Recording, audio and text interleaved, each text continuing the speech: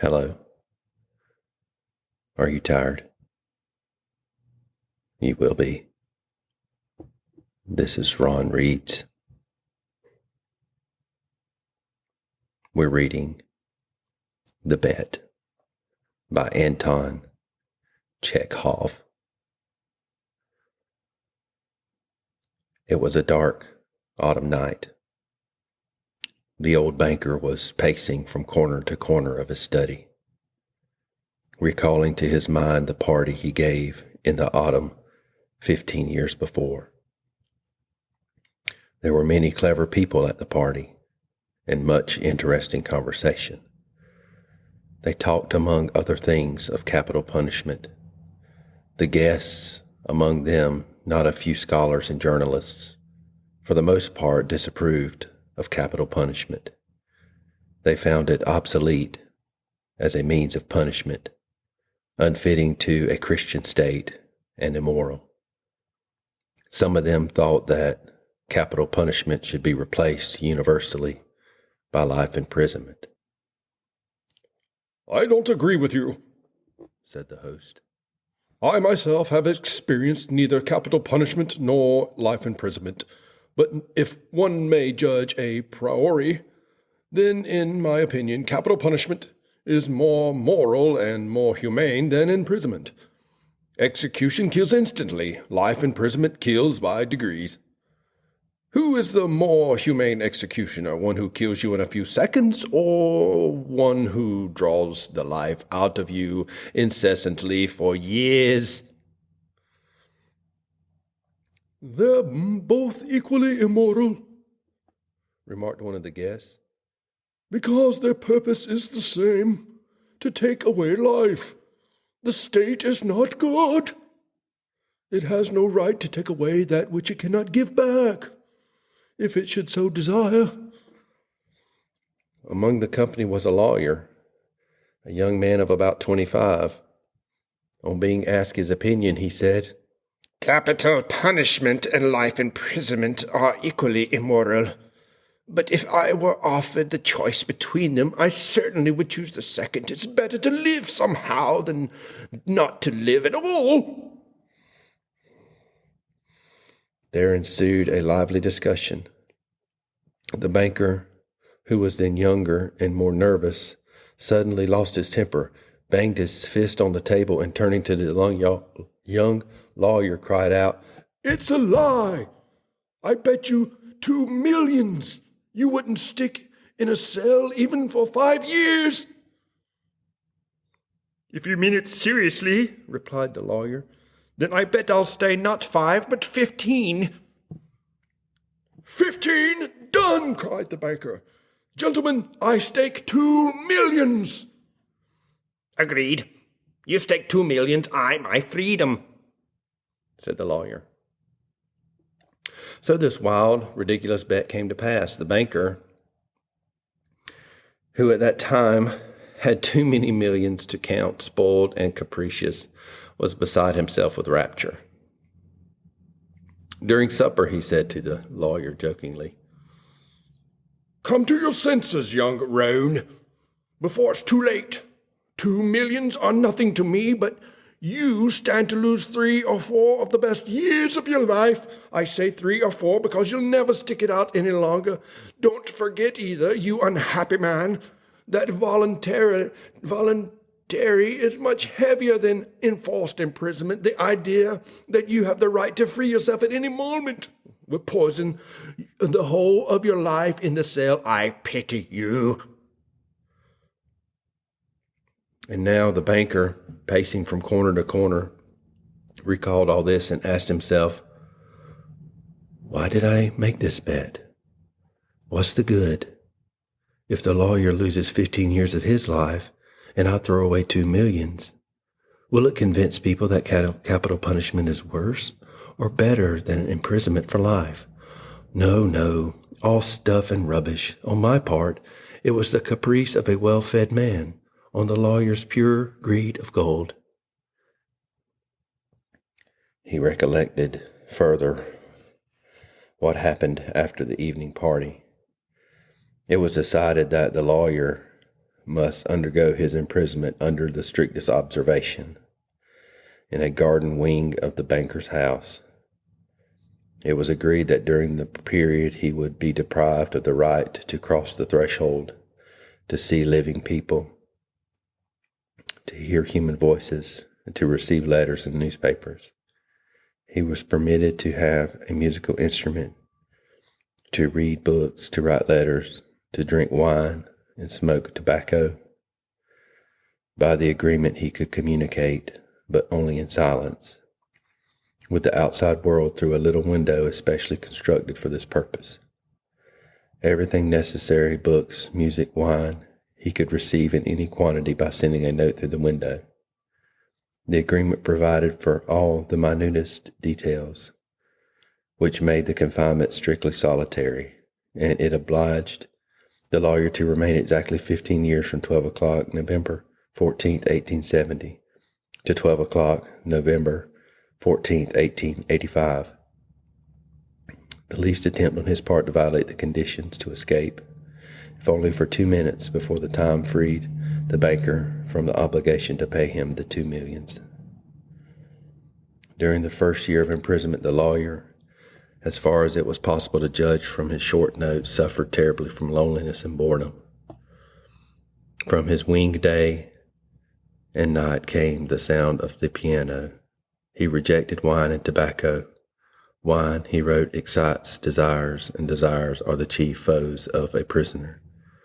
Besides, nothing is more boring than to drink good wine alone, and tobacco spoils the air in his room. During the first year, the lawyer was sent books of a light character, novels with complicated love interests, stories of crime and fantasy, comedies, and so on. The second year, the piano was heard no longer, and the lawyer asked only for classics. In the fifth year, music was heard again, and the prisoner asked for wine. Those who watched him said that during the whole of that year, he was only eating, drinking, and lying on his bed. He yawned often and talked angrily to himself. Books he did not read. Sometimes at nights he would sit down to write. He would write for a long time and tear it all up in the morning. More than once he was heard to weep. In the second half of the sixth year, the prisoner began zealously to study languages, philosophy, and history. He fell on these subjects so hungrily that the banker hardly had time to get books enough for him. In the space of 4 years, about 600 volumes were brought at his request. It was while that passion lasted that the banker received the following letter from the prisoner. My dear gaoler, I am writing these lines in 6 languages. Show them to experts. Let them read them. If they do not find one single mistake, I beg you to give orders to have a gun fired off in the garden. By the noise, I shall know that my efforts have not been in vain. The geniuses of all ages and countries speak in different languages, but in them all burns the same flame. Oh, if you knew my heavenly happiness now that I can understand them. The prisoner's desire was fulfilled. 2 shots were fired in the garden by the banker's order. Later on, after the 10th year, the lawyer sat immovable before his table and read only the New Testament. The banker found it strange that a man who in 4 years had mastered 600 erudite volumes should have spent nearly a year reading one book, easy to understand and by no means thick. The New Testament was then replaced by the history of religions and theology. During the last 2 years of his confinement, the prisoner read an extraordinary amount, quite haphazard. Now he would apply himself to the natural sciences. Then he would read Byron or Shakespeare. Notes used to come from him in which he asked to be sent at the same time a book on chemistry, a textbook of medicine, a novel, and some treatise on philosophy or theology. He read as though he were swimming in the sea among broken pieces of wreckage, and in his desire to save his life was eagerly grasping one piece after another. The banker recalled all this and thought, tomorrow at 12 o'clock he receives his freedom. Under the agreement, I shall have to pay him 2 millions. If I pay, it's all over with me. I am ruined forever. 15 years before, he had too many millions to count, but now he was afraid to ask himself which he had more of, money or debt. Gambling on the stock exchange, risky speculation, and the recklessness of which he could not rid himself even in old age, had gradually brought his business to decay, and the fearless, self-confident, proud man of business had become an ordinary banker, trembling at every rise and fall in the market. That cursed bet, murmured the old man, clutching his head in despair. Why didn't the man die? He's only 40 years old. He will take away my last farthing, marry, enjoy life, gamble on the exchange, and I will look like an envious beggar and hear the same words from him every day. I'm obliged to you for the happiness of my life. Let me help you. No, it is too much. The only escape from bankruptcy and disgrace is that the man should die. The clock had just struck 3. The banker was listening. In the house, everyone was asleep, and one could hear only the frozen trees whining outside the windows. Trying to make no sound, he took out his safe key of the door, which had not been opened for 15 years, put on his overcoat, and went out of the house. The garden was dark and cold, and it was raining. A damp, penetrating wind howled in the garden and gave the trees no rest. Though he strained his eyes, the banker could see neither the ground, nor the white statues, nor the garden wing, nor the trees. Approaching the garden wing, he called the watchman twice. There was no answer. Evidently, the watchman had taken shelter from the bad weather and was now asleep somewhere in the kitchen or greenhouse. If I have the courage to fulfill my intention, thought the old man, the suspicion will fall on the watchman first of all. In the darkness, he groped for the steps and the door and entered the hall of the garden wing, then poked his way into a narrow passage and struck a match.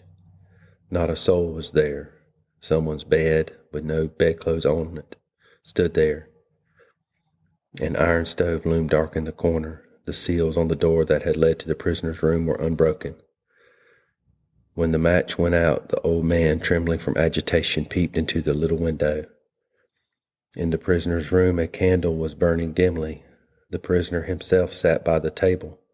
Only his back, the hair on his head, and his hands were visible. Open books were strewn about on the table, the 2 chairs, and on the carpet near the table. 5 minutes passed, and the prisoner never stirred. 15 years' confinement had taught him to sit motionless. The banker tapped on the window with his finger, but the prisoner made no movement in reply. Then the banker cautiously tore the seals from the door and put the key into the lock. The rusty lock gave a hoarse groan, and the door creaked. The banker expected instantly to hear a cry of surprise and the sound of steps. 3 minutes passed, and it was quiet inside as it had been before. He made up his mind to enter. Before the table sat a man, unlike an ordinary human being. It was a skeleton, with tight-drawn skin, with long curly hair like a woman's, and shaggy beard. The color of his face was yellow of an earthly shade. The cheeks were sunken, and the back long and narrow, and the hand upon which he leaned, his hairy head, was so lean and skinny that it was painful to look upon. His hair was already silvering with gray, and no one who glanced at the senile emaciation of the face would have believed that he was only 40 years old. On the table, before his bended head, lay a sheet of paper on which something was written in a tiny hand. Poor devil, thought the banker. He's asleep and probably seeing millions in his dreams. I have only to take and throw this half-dead thing on the bed, smother him in a moment with a pillow, and the most careful examination will find no trace of unnatural death. But first, let us read what he has written here. The banker took the sheet from the table and read, "Tomorrow, at 12 o'clock midnight, I shall obtain my freedom and the right to mix with people. But before I leave this room, and see the sun, I think it necessary to say a few words to you. On my own clear conscience and before God who sees me, I declare to you that I despise freedom, life, health, and all that your books call the blessings of the world. For 15 years I have diligently studied earthly life. True, I saw neither the earth nor the people, but in your books I drank fragrant wine, sang songs, hunted deer and wild boar in the forest, loved women and beautiful women like clouds, ethereal, created by the magic of your poet's genius, visited me by night and whispered to me wonderful tales, which made my head drunken. In your books I climbed the summits of Elbrus and Mont Blanc, and saw from there how the sun rose in the morning, and in the evening it suffused the sky, the ocean and high mountain ridges with a purple gold. I saw from there how above me lightnings glimmered, cleaving the clouds. I saw green forests, fields, rivers, lakes, cities. I heard sirens singing and the playing of pipes of Pan. I touched the wings of beautiful devils who came flying to me to speak of God. In your books I cast myself into bottomless abysses, worked miracles, burned cities to the ground, preached new religions, conquered whole countries. Your books gave me wisdom. All that unwearying human thought created in the centuries is compressed to a little lump in my skull.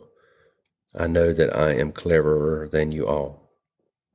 And I despise your books, despise all worldly blessings and wisdom.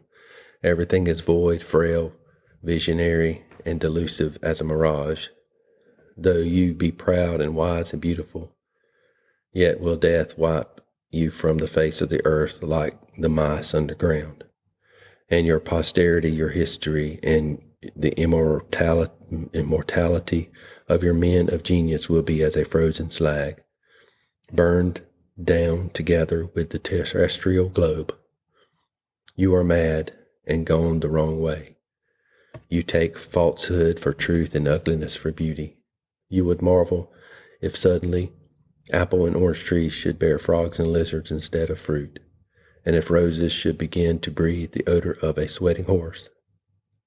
So do I marvel at you who have bartered heaven for earth. I do not want to understand you, that I may show you indeed my contempt for that which you live. I waive the 2 millions of which I had once dreamed of as paradise and now despise, and which I now despise, that I may deprive myself of my right to them. I shall come out from here 5 minutes before the stipulated term, and thus shall violate the agreement. When he had read, the banker put the sheet on the table, kissed the head of the strange man, and began to weep.